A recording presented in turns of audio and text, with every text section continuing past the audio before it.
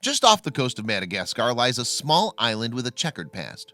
Once known as Ile Sainte-Marie, these days it goes by the name Nosy Baraha and is more famous as a holiday destination. Nestled in the Indian Ocean, it's a lush and tropical stop-off if you're vacationing in the area. But a few centuries ago, Sainte-Marie was better known for very different reasons. Back in the late 1600s, the island was rife with a particular sort of professional, the kind that make their money through plunder and sport a natty line and gold earrings and headscarves. Yep, you guessed it, pirates. The golden age of piracy, a time when roguishly handsome rough diamonds drank, looted, and womanized their way around the Caribbean. Indeed, it's an area that we landlubbers think of with Disney-themed glee, but that's only half the story. Although the area's ports were indeed utilized by buccaneers, it wasn't the only part of the world to suffer.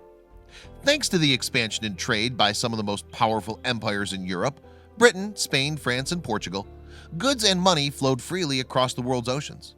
By the late 17th century, ships laden with goods, including expensive fabrics such as silk, were making their way from countries as far-flung as India.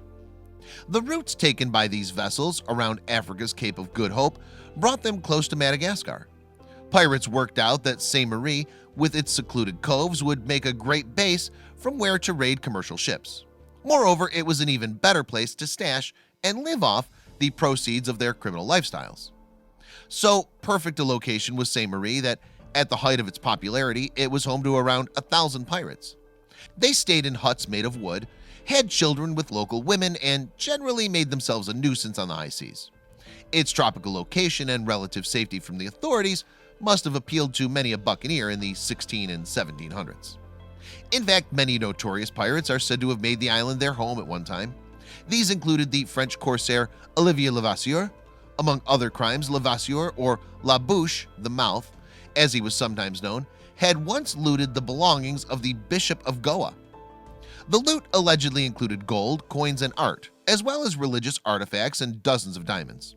So daring was the caper, Levasseur and his men boarded and robbed the bishop's boat, that it even earned them a place in literary history. Indeed, the episode is mentioned in the novel Treasure Island, written by Robert Louis Stevenson. But Levasseur's notoriety didn't end there. Executed in 1730 for his crimes, what the French buccaneer left behind could have come straight from a movie. With what could have very well have been his final breath, the pirate allegedly cried out, "Find my treasure, the one who may understand it," and hurled something into the gathered crowd. It was a necklace containing a note, or to be more precise, a 17-line coded message. Did Levasseur leave behind his untold riches, stashed away somewhere only to be found by the person who cracked the code? Maybe, as yet, though no one has been able to decipher the dastardly measure, which means there could well be some uncovered treasure somewhere just waiting to be claimed. And it isn't just Levasseur's booty out there awaiting discovery. Treasure hunter Barry Clifford is pretty sure the waters around Sainte-Marie are hiding something. He's convinced that the bays are littered with sunken remnants of pirate ships and their loot. Pirates had more money than they could spend in 10 lifetimes, the explorer told the Daily Mail in 2015. Clifford went on, "Back in the day, if you were a pirate, Sainte-Marie is where you'd go. That's where all the pirates hung out."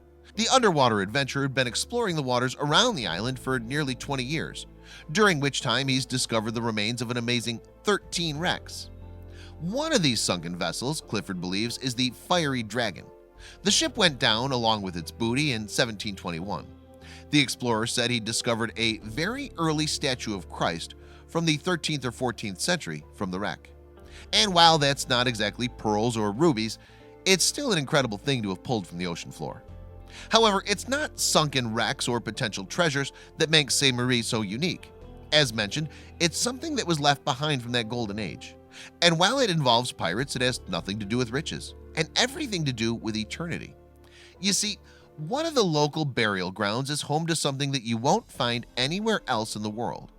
And that something is, of course, pirates. Indeed, Sainte-Marie is the location of the only known dedicated pirate cemetery on the planet. In a palm-shaded glade with incredible views of the ocean lie the graves around 30 actual pirates, and all were laid to rest on the island that many of their numbers called home. The burial ground once held even more memorials to buccaneers past, but the passage of time and the effects of the weather seem to have put paid to many of them. Of those that remain though, while the individual names are long gone, there's still a skull and crossbones or two still visible on the headstones. Indeed, it seems that for some pirates, Sainte-Marie was more than just an idyllic spot to stash one's loot.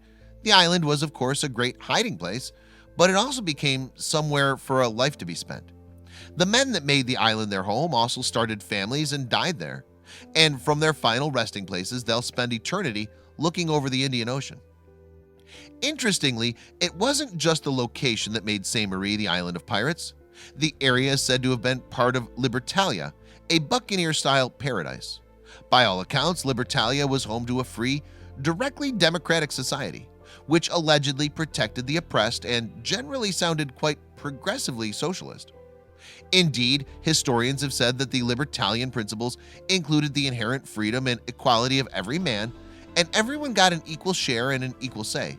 Moreover, everyone was entitled to that which would support him as to the air he breathes, at least according to Wikipedia. Sadly, for all its worthy principles, it's widely believed that Libertalia was a fictional construct. In fact, it's mentioned just once in a 1724 book by Captain Charles Johnson, who, as it turns out, also didn't exist. So while you might not find gold or silver on Sainte-Marie, you will find a centuries-old graveyard full of a different kind of treasure. Actual pirates have lived there, loved and died there. And if you look in the right places, you'll see that some of them never left.